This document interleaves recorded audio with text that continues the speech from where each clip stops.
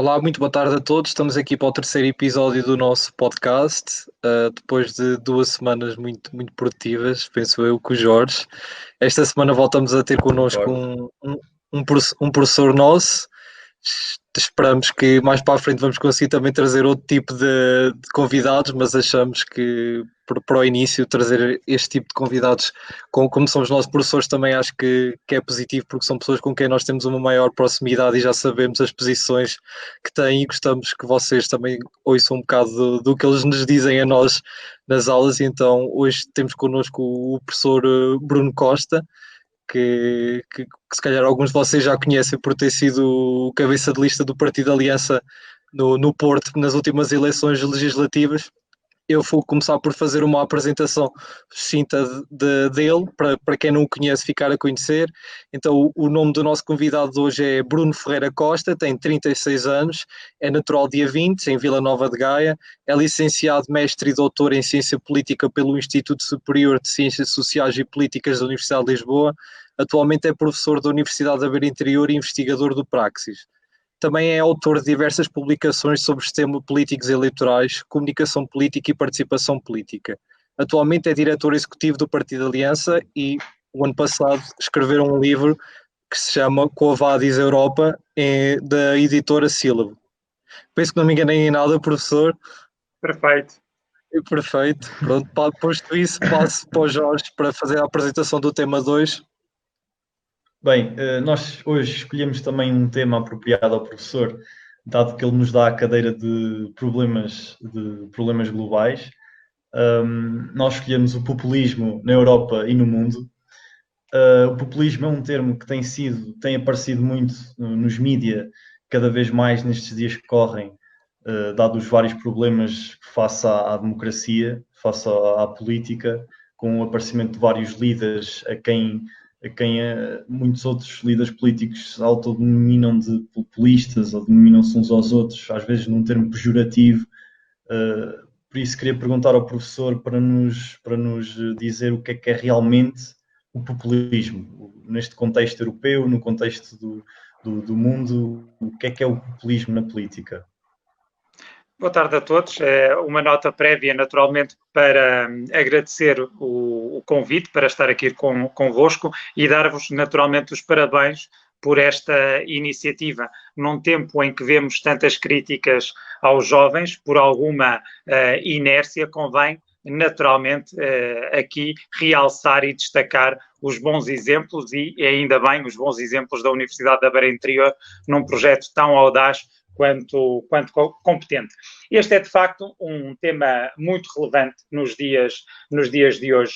De facto, nós temos vindo a assistir a uma utilização massiva do termo populismo para caracterizar ou para classificar diversos movimentos, diversos factos, diversas atitudes, quando, ao mesmo tempo, não estamos aqui a conseguir saber distinguir aquilo que é verdadeiramente populismo e aquilo que é ser popular, que é algo completamente diferente.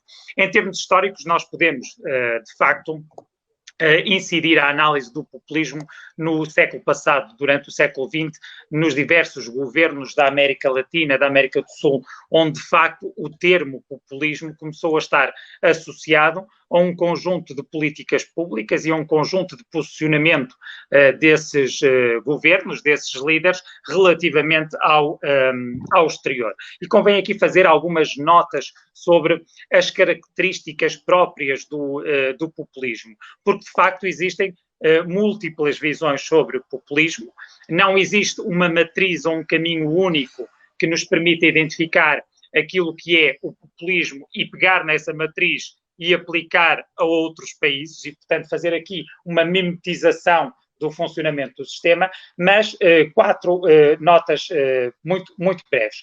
Em primeiro lugar, é a relação próxima, relação direta do líder com as massas. E, portanto, o líder comunica de forma muito clara, de forma muito direta com os cidadãos, com os seus potenciais eleitores.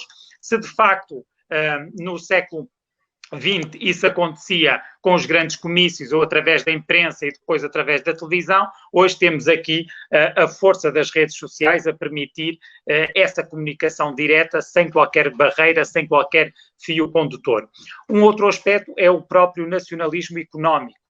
Ainda esta semana, alguma polémica sobre as declarações do líder do CDS-PP, uma vez que foi acusado de estar a utilizar expressões ou defesa de políticas económicas muito próximas a Marine Le Pen e à Frente Nacional francesa.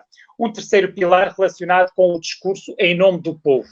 Ou seja, há aqui de facto a assunção, o assumir de que o líder fala em nome de uma representação global. Portanto, fala em nome deste povo.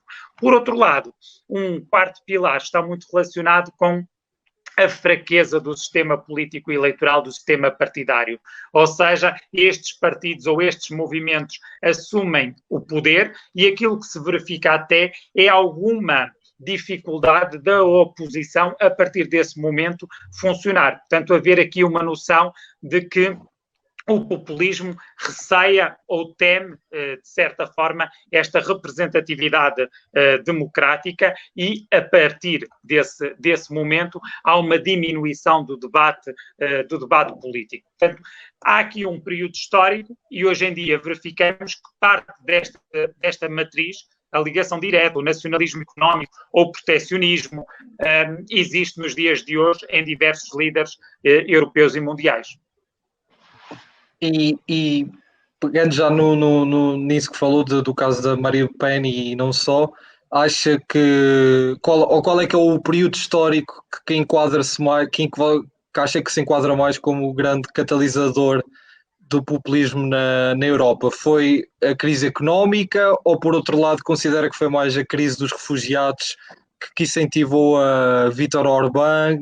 Porque anteriormente falava-se muito em Le Pen e nota-se que a partir dos refugiados começou-se a falar mais não só de Le Pen, mas também no caso do Viktor Orbán, também da Holanda, que agora não me lembro do nome dele, que também se falava muito. E qual é que é o período histórico então que se enquadra mais como para se falar de populismo? Nós aqui temos Desculpe. Força, Jorge. Acrescentava só também a eleição de Donald Trump. Acho que é um marco histórico na ascensão do termo populismo nos mídias. Nós temos de fazer aqui, de facto, um enquadramento histórico. Nós estamos a falar de países, alguns destes países que o Jorge e o Rui referiram, são fundadores do projeto europeu, são democracias consolidadas, estamos a falar da França, estamos a falar da Itália, estamos a falar da Holanda, e, portanto, são democracias consolidadas e algum cansaço do eleitorado pode ter permitido a emergência de movimentos contrários ao sistema, contrários ao status quo.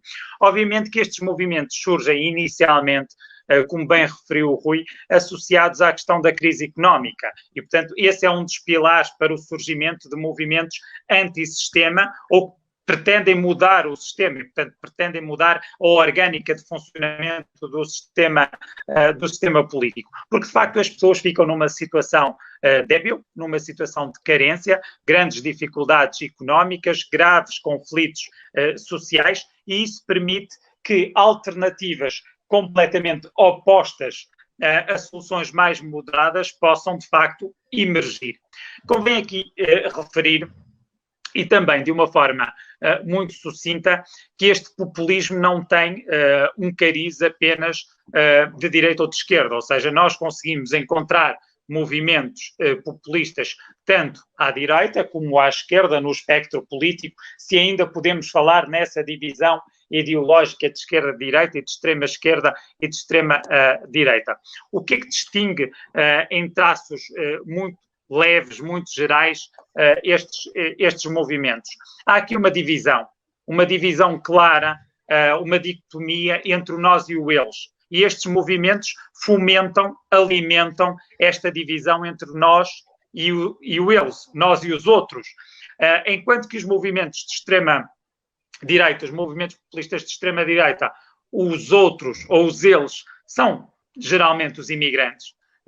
Nos movimentos de extrema-esquerda, aqueles que são os outros, estamos a falar dos grandes empresários, da banca, do grande capital, e, portanto, temos aqui uma divisão segmentada, mas que alimenta precisamente este discurso.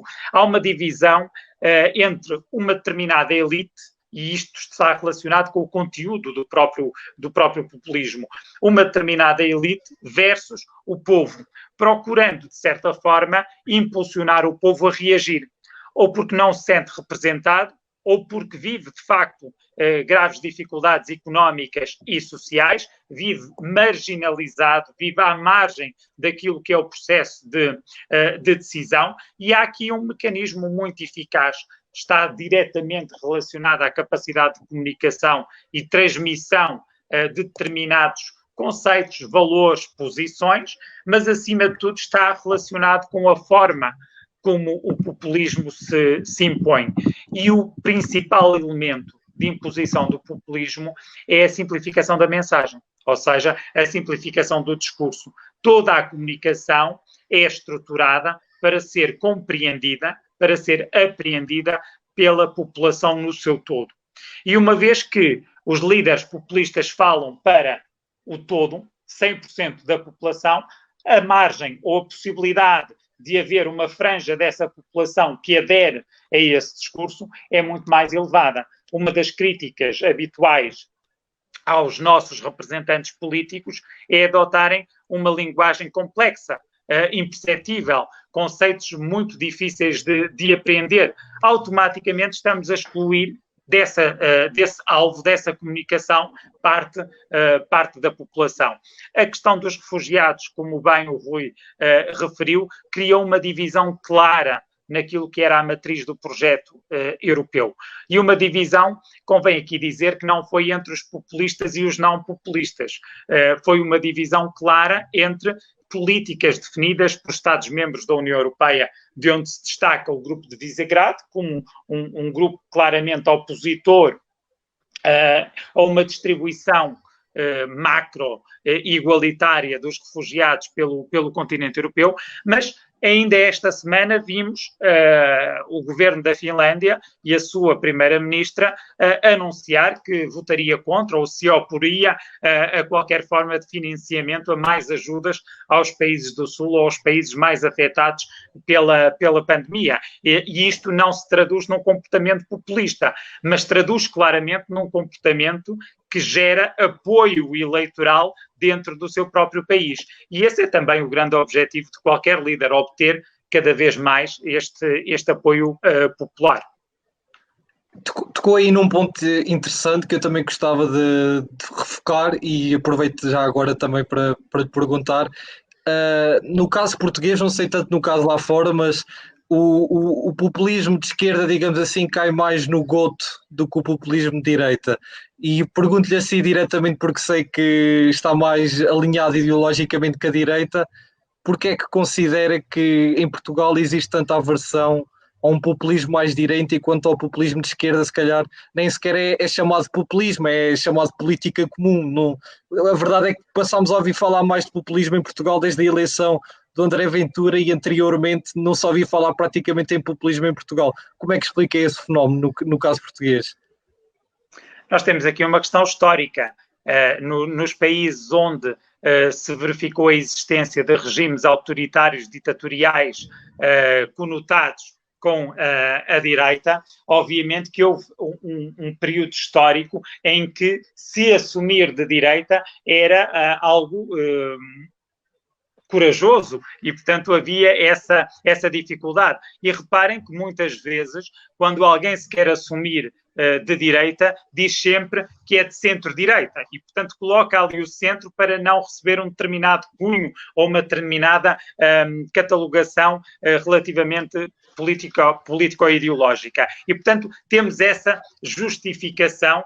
Por outro lado, temos também de ter presente que grande parte da agenda contestatária ao status quo, grande parte da agenda contestatária a movimento governativo natural, foi sempre realizada pelo Partido Comunista Português. E, portanto, o Partido Comunista Português, durante muitos anos, foi ocupando o espaço que movimentos antissistémicos poderiam ter ocupado precocemente. Portanto, Portugal andou aqui num período sem esses movimentos populistas conotados com a extrema-direita. E depois o papel do Partido Comunista Português foi inclusivamente reforçado ou alicerçado também no papel do Bloco de Esquerda. Portanto, tivemos ali logo duas frentes claras de afirmação de um determinado discurso que ocupou parte da margem de contestação a quem está no governo e quem é responsável pela adoção das políticas públicas.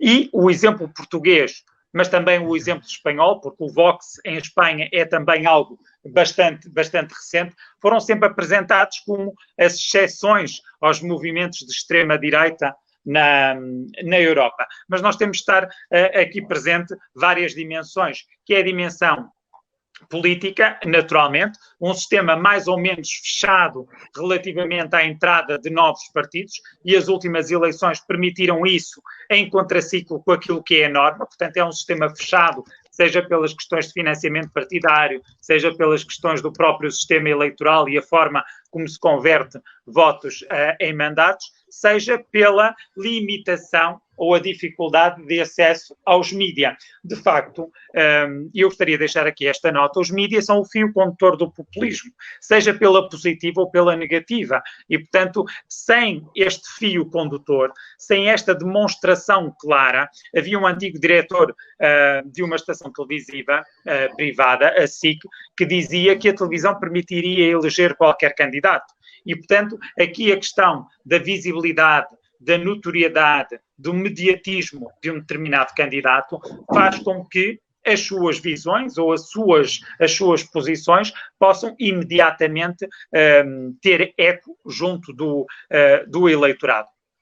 A entrada do Chega abriu aqui uma porta para essa análise. Eu sei que estão em curso vários estudos académicos sobre aquilo que é a matriz do Chega, aquilo que são as políticas defendidas pelo Chega, mas mesmo aqui há uma grande dificuldade, porque o próprio programa eleitoral do Chega, apresentado em setembro, outubro do ano passado, já foi revisto, já foi retirado, já foi colocada uma nova versão, e, portanto, isso também dificulta qualquer análise. A análise que temos de fazer em termos de percepção política, mas também em termos científicos, é as posições que o partido e o seu líder tomam no espaço público. E convém aqui dizer que são muitas destas posições, cópia, mimetizadas daquilo que Bolsonaro ou Donald Trump acabam também por expressar nas suas redes sociais. Portanto, não há aqui nenhuma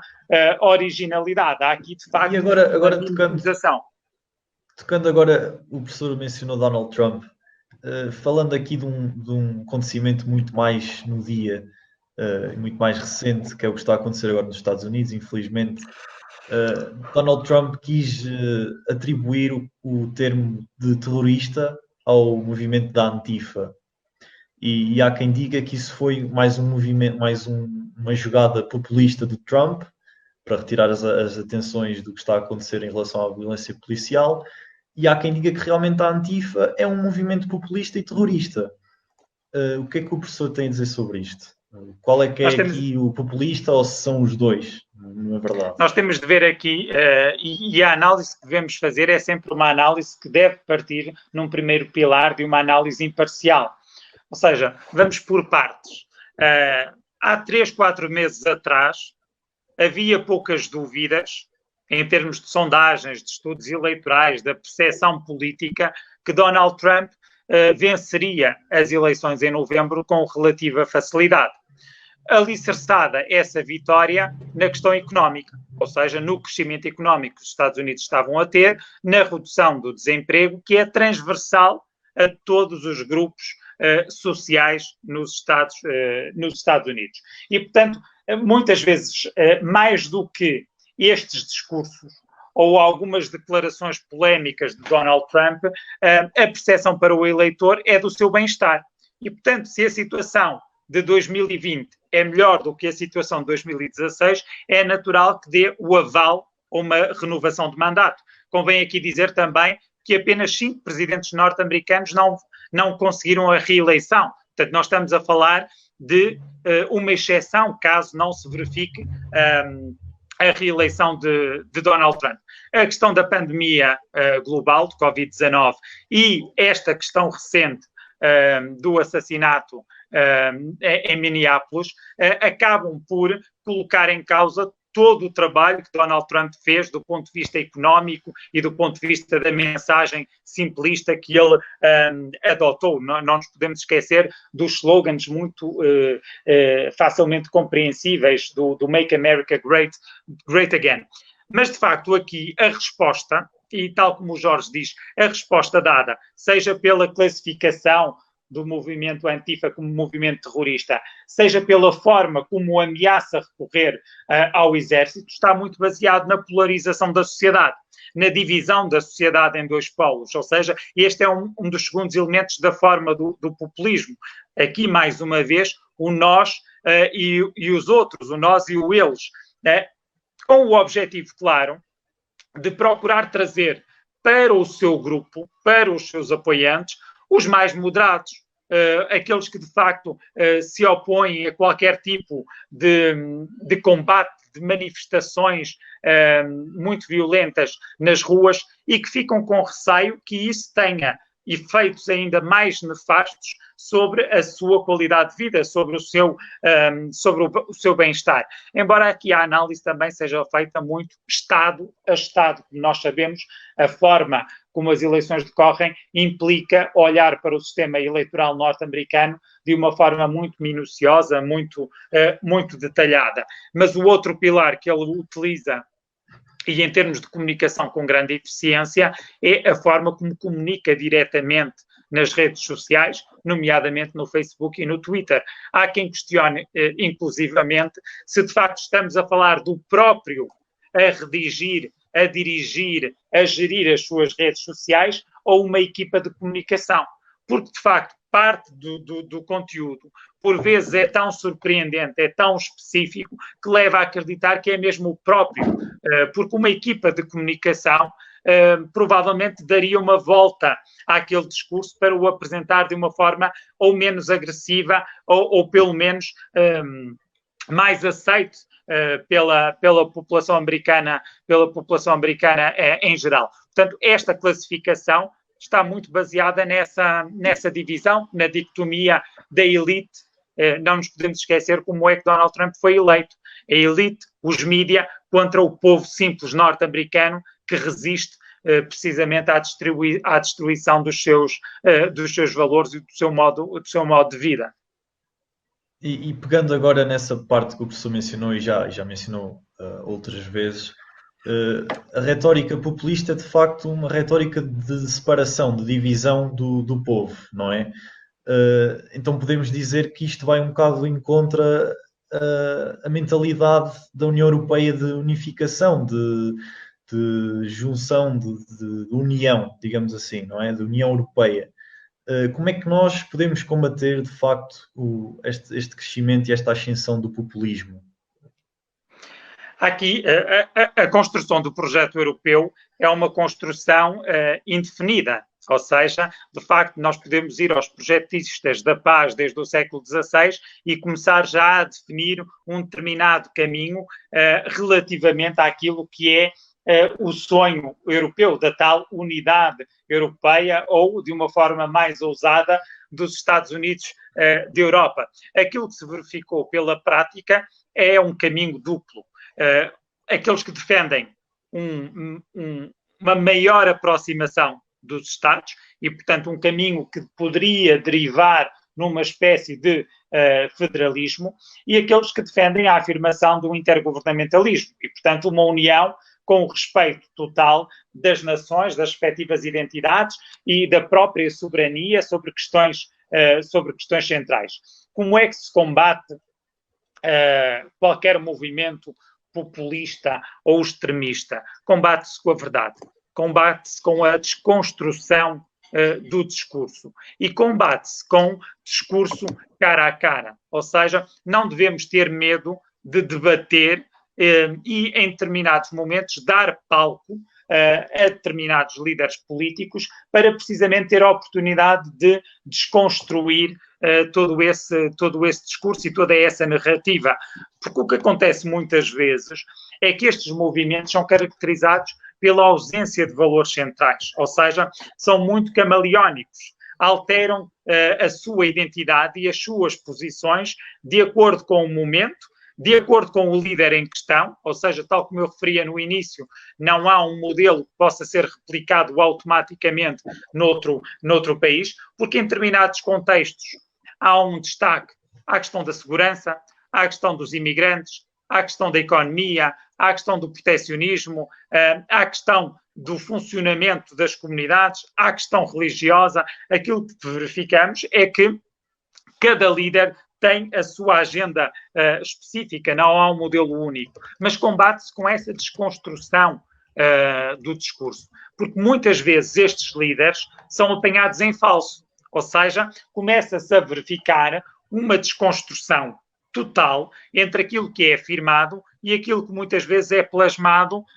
em textos oficiais, tal como referiu o exemplo do Chega e a posição relativamente do Chega em relação ao Serviço Nacional de Saúde, que o texto programático do partido dizia uma coisa e depois das eleições, e já no auge da pandemia, o líder partidário afirmava outro. E, portanto, é através deste discurso, é através da verdade e é o debate das propostas, das ideias, tendo sempre presente um conjunto de premissas que não podem ser ultrapassadas. E aí são linhas vermelhas, que é a questão da igualdade, que é a questão da dignidade da pessoa humana, que é a questão do respeito pelos direitos humanos. E essas são linhas vermelhas que, a partir do momento em que são ultrapassadas, têm de ser assinaladas e têm de ser veiculadas com a maior força possível na comunicação social. Então podemos atribuir, só mais uma coisa, podemos atribuir a missão dos mídia em combater o populismo como de grande importância, não é? Porque é nos mídia que transmitimos a informação verdadeira, não é? O jornalismo tem que transmitir informação verdadeira e tem que incentivar este tipo de coisas, este tipo de conversas e este tipo de debates cara a cara. Está correto? Os mídias têm de ser, acima de tudo, imparciais. Têm, de facto, desempenhar o seu papel. Hoje em dia há quem afirme que os mídias não são o quarto ou o quinto poder, muito equiparado à questão económica. Hoje em dia há quem fala que são, de facto, o primeiro poder, aquele que, de facto, permite ao eleitorado ter a percepção positiva ou negativa sobre um determinado candidato. E os mídias têm a capacidade de, com a veiculação de um conjunto de notícias ou de afirmações que não correspondem à verdade, destruir toda a narrativa, todo o discurso de um determinado candidato. Portanto, aquilo que se apela é o cumprimento rigoroso das balizas que norteiam o bom jornalismo. Portanto, a independência, a imparcialidade, a investigação com esses critérios todos de isenção, sem deixar de questionar e sem deixar naturalmente, de colocar em evidência estas incongruências, esta incapacidade de explicar determinadas posições, assinalando, claro, um caminho defensor sempre da democracia. Agora, os mídias não se podem substituir aos partidos políticos e ao debate político, porque não é essa a função dos mídias.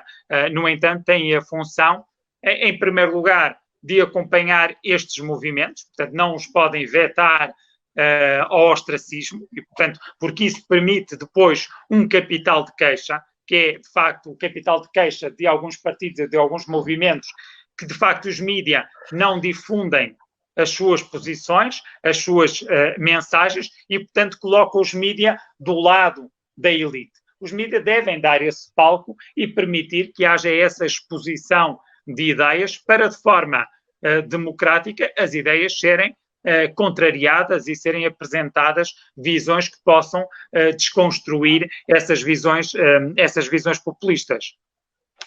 Sim, mas eu agora até já aquilo que estava a falar do professor, eu aproveitava também para acrescentar que tanto eu como o Jorge, que somos licenciados em comunicação, foi algo que foi sempre bastante batido durante a nossa licenciatura, foi o facto do jornalismo e da crise que o jornalismo atravessa, e não só uma crise de valores, mas também uma crise económica, e acho que não podemos nos esquecer desse fator, que é complicado pedirmos um jornalismo imparcial quando o jornalismo passa uma crise financeira tão grande e está muito suscetível a sofrer. Muito por causa das redes sociais, não é?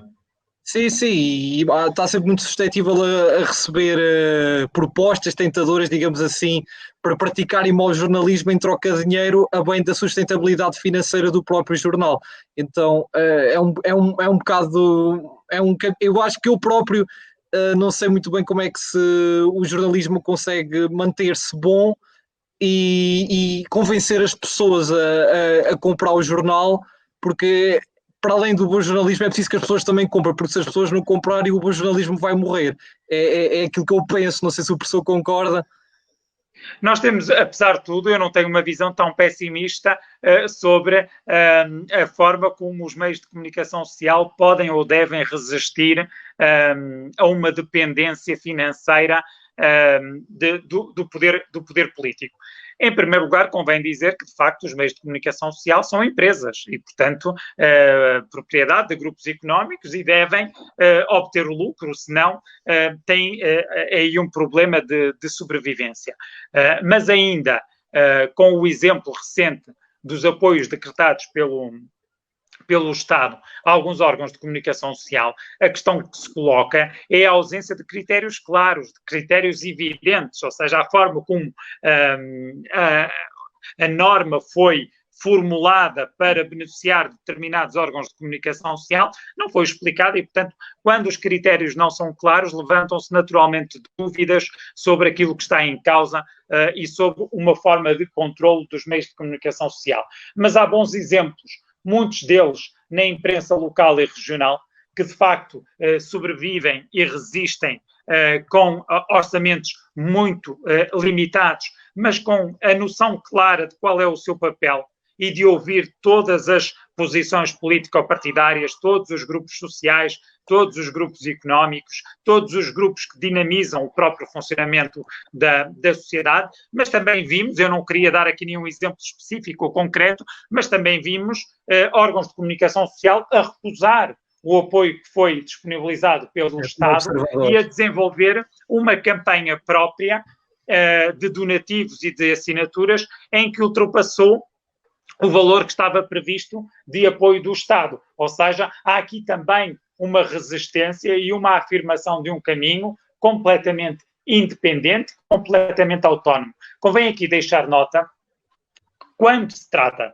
de questões políticas, devemos sempre ter direito ao contraditório, ouvir as várias versões e plasmar no conteúdo da notícia, vídeo, áudio, impresso, precisamente estas visões. São os pilares da tal independência e imparcialidade dos meios de comunicação social. Naturalmente, eu compreendo algumas dificuldades, mas os mídia não podem ser os gatekeepers, os selecionadores daqueles que conseguem chegar ao público. Obviamente que há formas alternativas, a força das redes sociais, de poder chegar ao maior número de cidadãos e transmitir aquilo que é a visão de determinado partido ou um determinado candidato. Mas se há uma substituição clara, significa que os meios de comunicação social tradicionais já não estão a exercer as suas funções.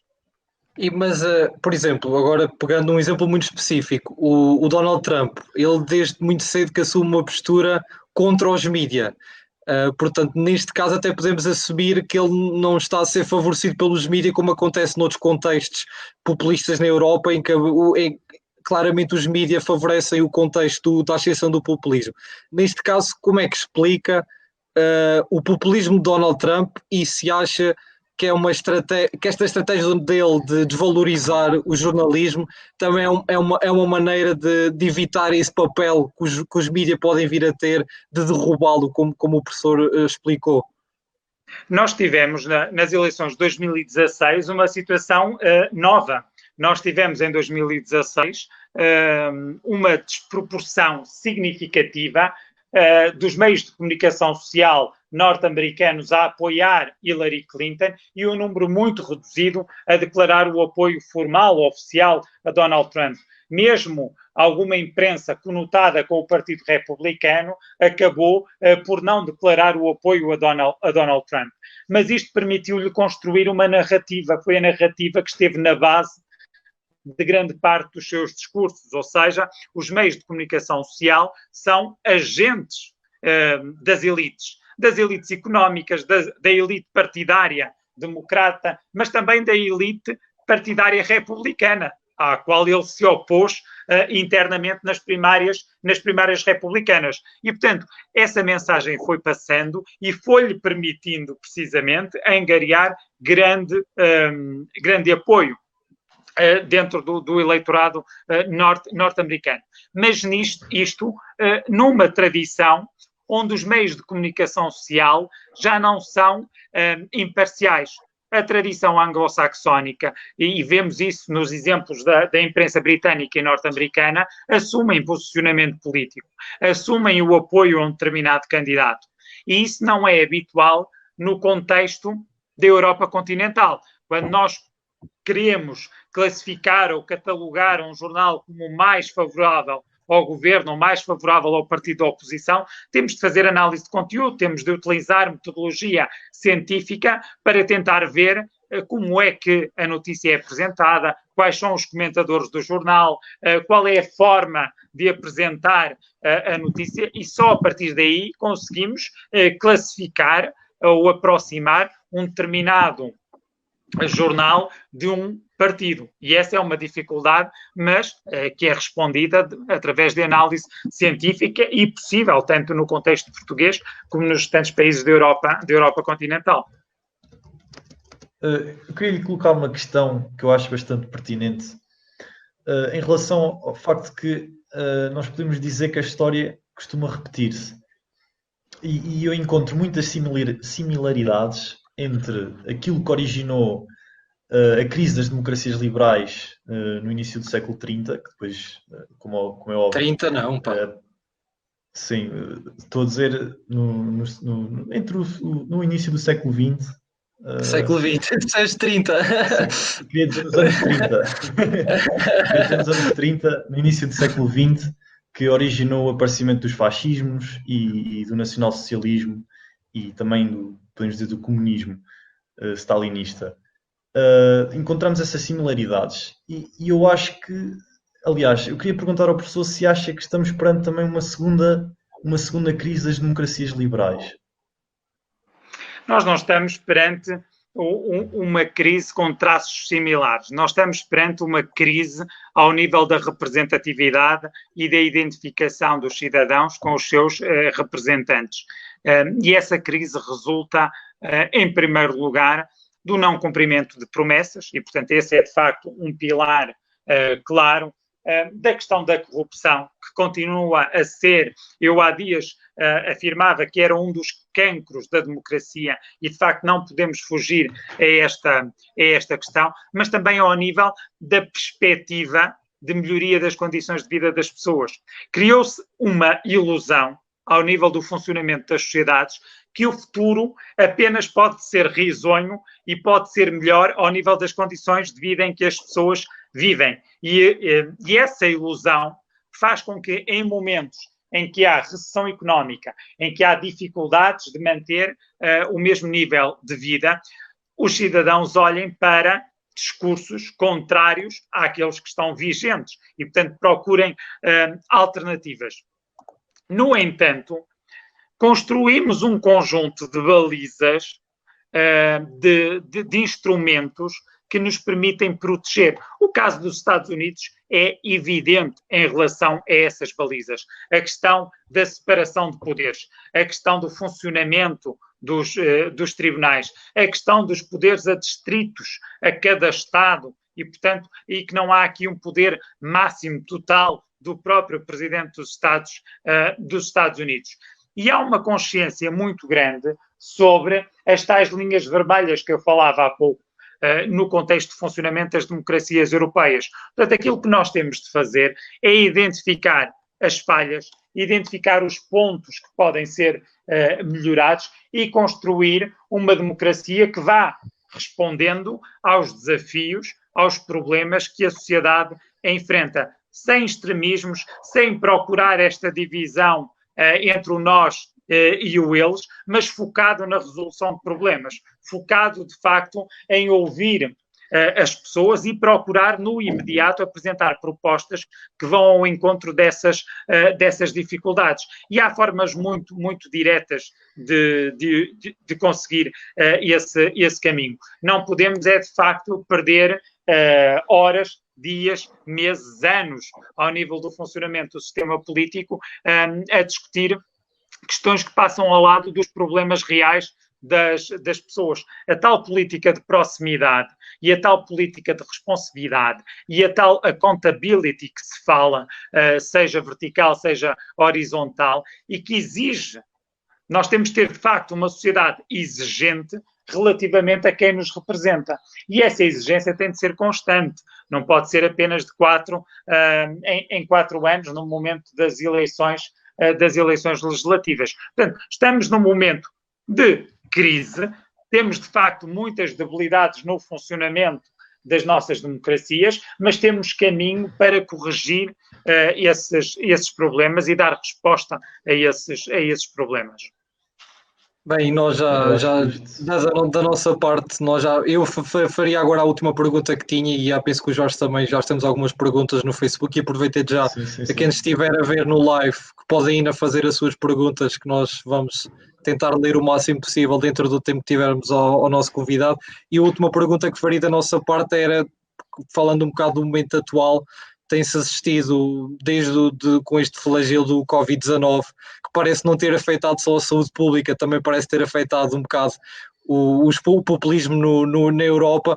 Se acha que isto pode ter sido uma maleita, digamos assim, não só para a saúde pública, mas também para o populismo, que se vê em queda em sondagens em vários países, nomeadamente o caso da Alemanha, com o Alternative for Deutschland, que está em queda desde que começou este período da doença de Covid-19. Há, de facto, algumas explicações sociológicas, psicológicas para esse facto. Perante períodos de grande medo, e esta pandemia provocou um período de grande incerteza, ainda provoca nos dias de hoje, porque não está resolvida, de grande medo, de grande incerteza, as pessoas tendem a virar-se para aquilo que conhecem, para aquilo que lhes dá algumas garantias e, portanto, procuram uma análise mais terrena daquilo que de facto que conhecem, e isso afasta-as de soluções claramente antissistémicas ou extremistas, e portanto havia aqui e existe aqui um medo claro sobre as consequências associadas aos resultados da pandemia, e as pessoas viram-se para de facto para os partidos tradicionais ou para os políticos que conhecem, já têm um historial de governação. Isto é diferente daquilo que dizíamos no início, ou seja, os movimentos populistas tendem a surgir em períodos de crise económica, mas há um conjunto de balizas que continua a funcionar.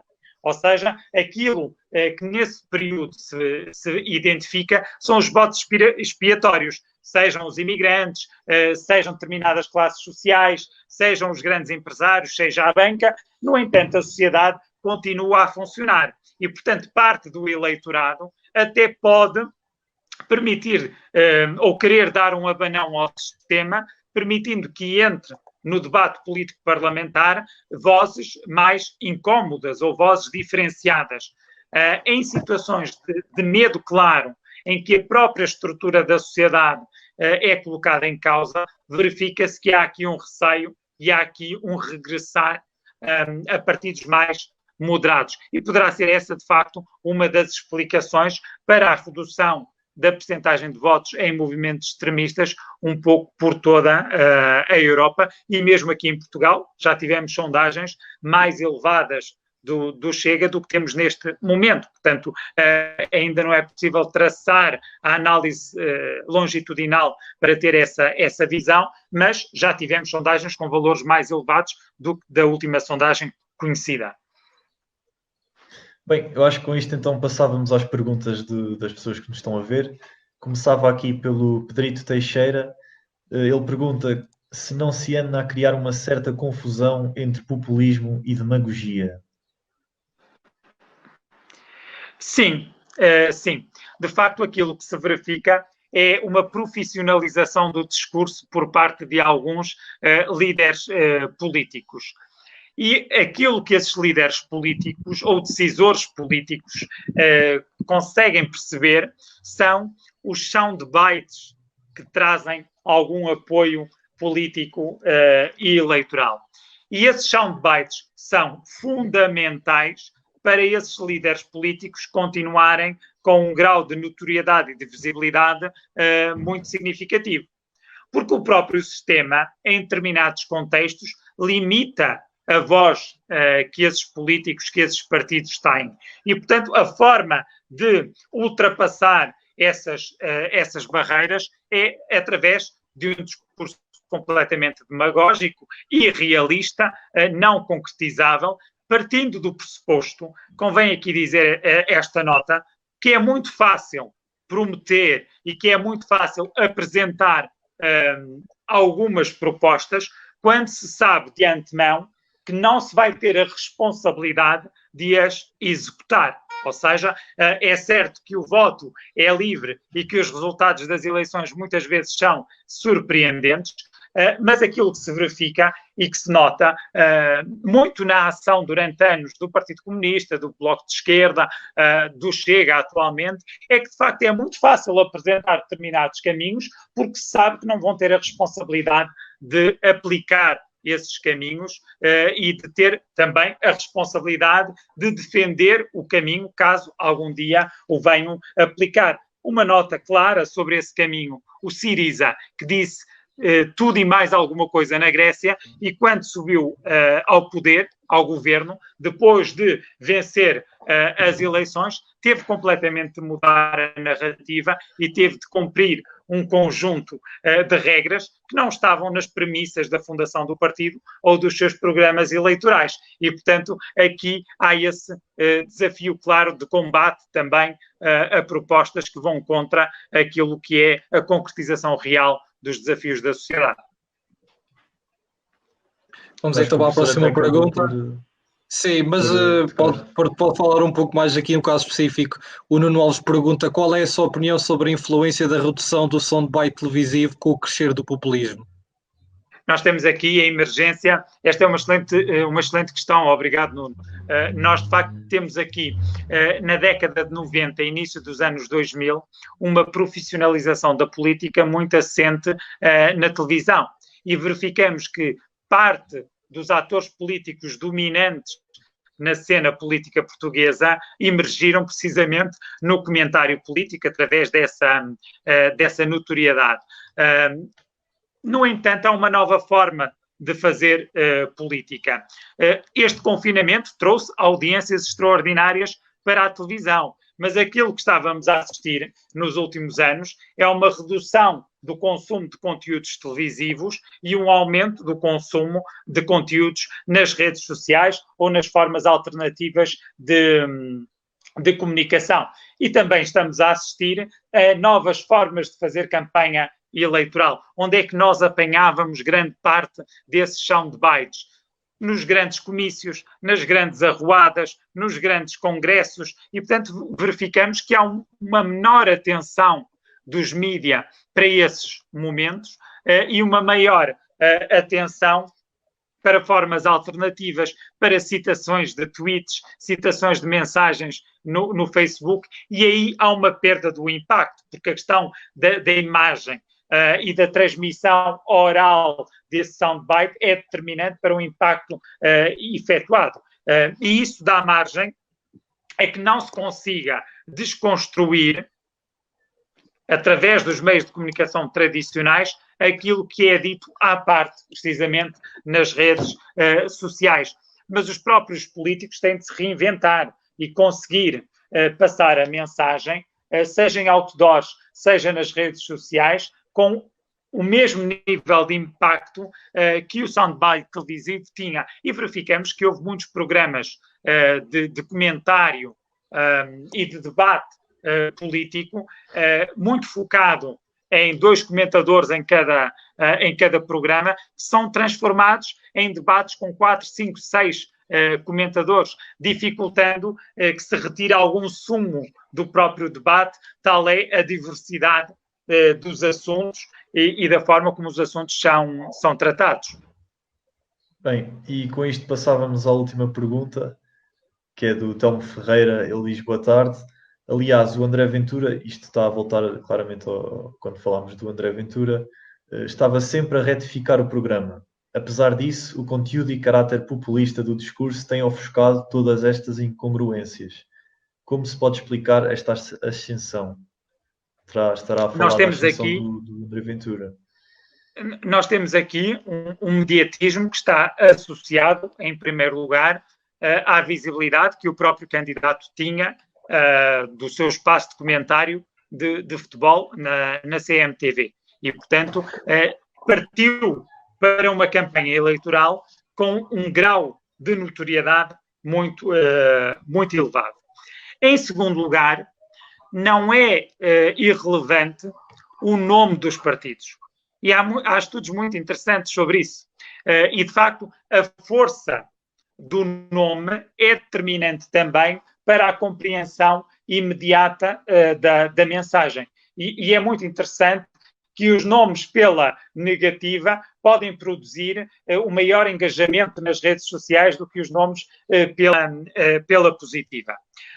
Por outro lado, aquilo que acontece, seja em André Ventura, seja em outros líderes populistas, aquilo que se verifica é um grande grau de adesão de um espectro eleitoral, independentemente da mensagem, independentemente da dificuldade de explicar determinadas propostas, independentemente destas situações em que se nega parte do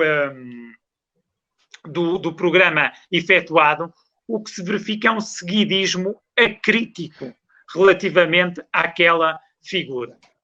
Portanto, as pessoas prenderam ou focaram-se em 2 ou 3 assuntos levantados por este candidato e não têm margem, não têm capacidade ou não têm mesmo vontade de questionar outros temas onde se verifica claramente esses contrassensos, essa incapacidade de explicar um caminho racional e objetivo, nomeadamente através de apresentação de propostas. Eu ontem recebi a indicação, e isto importa dizer em público, que o deputado André Ventura falhou ou faltou a 55% das reuniões das comissões que integra no Parlamento. Faltou a 12% das votações na Assembleia da República desde que foi eleito. E, portanto, tem de ser confrontado com estas situações. E não é o trabalho político fora do Parlamento que justifica tantas faltas. E, portanto, há aqui também a tentativa de demonstrarmos estas falhas e esta incapacidade de assumir esse compromisso com o eleitorado que o elegeu. Temos uma última pergunta que foi colocada agora, se puderes meter, Jorge, que foi a Ana Camilo, que perguntou: será André Ventura o único populista? E eu acrescentaria esta pergunta ao que também queria lhe perguntar e que acabou por me passar, se enquadra nesta definição de populista, por exemplo, o nosso presidente Marcelo Rebelo de Sousa. Sim, nós de facto não temos o André Ventura como único populista em Portugal. Quando nós falamos de nomes internacionais, existe sempre o foco em determinados nomes. Toda a gente recorre a Trump, a Bolsonaro, uns recorrem atualmente a Orbán, mas esquecem-se de nomes como Chávez, Maduro, o líder da Coreia do Norte, esquecem-se de facto o próprio Alex Tsipras no discurso que fez de candidatura nas legislativas gregas quando foi eleito. No caso português, naturalmente, nós temos movimentos e partidos e atores políticos populistas. Posso dar alguns exemplos. Naturalmente, encontramos muitos no Bloco de Esquerda, encontramos muitos no PAN, em que, de facto, a mensagem é uma mensagem que visa, essencialmente, atingir determinados nichos eleitorais, não tem em atenção critérios objetivos como a sustentabilidade económica, a sustentabilidade do país, a questão do respeito pelos direitos, liberdades e garantias das populações e, de facto, alimentando também todos os critérios que falamos ao longo desta conversa, da divisão do nós e do eles, encontramos no Bloco de Esquerda, encontramos no Partido Comunista Português, encontramos no PAN, uma não aceitação do outro. A questão de Marcelo Rebelo de Sousa é evidente.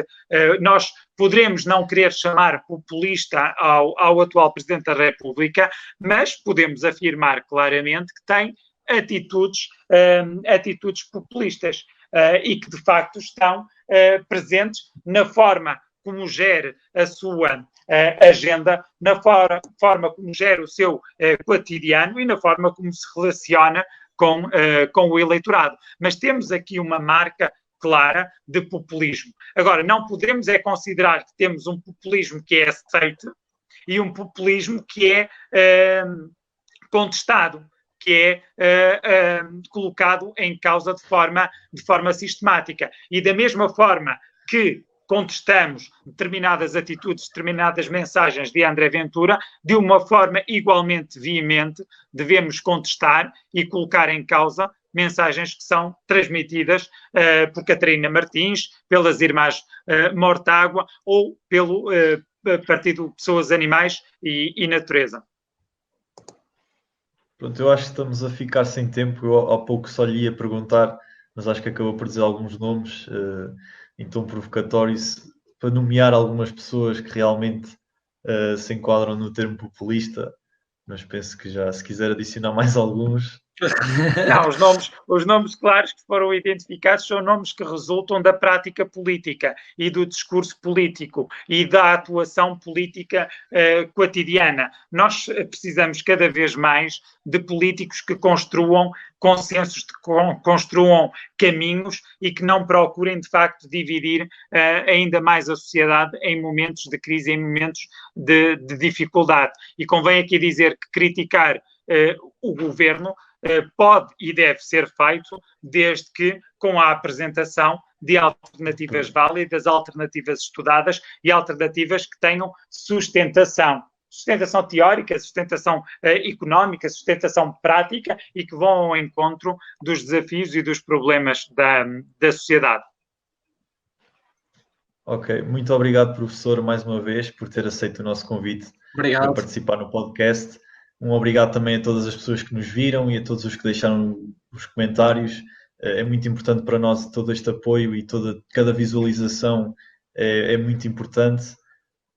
Queria também relembrar toda a gente para verificarem o nosso website do Projeto Distopia, distopia.pt, e para nos seguirem nas nossas redes sociais do Instagram, do Twitter e do YouTube, onde nós também colocamos lá os clipes de alguns momentos de cada episódio do podcast e também os episódios por inteiro, que também estão em formato áudio disponíveis no Spotify. Pronto, acho que está tudo. Obrigado, Will, e parabéns pela iniciativa. Obrigado, professor. Obrigado, agora seja amiguinha, corrija os trabalhos. Vamos a isso. Exatamente. Vamos a isso.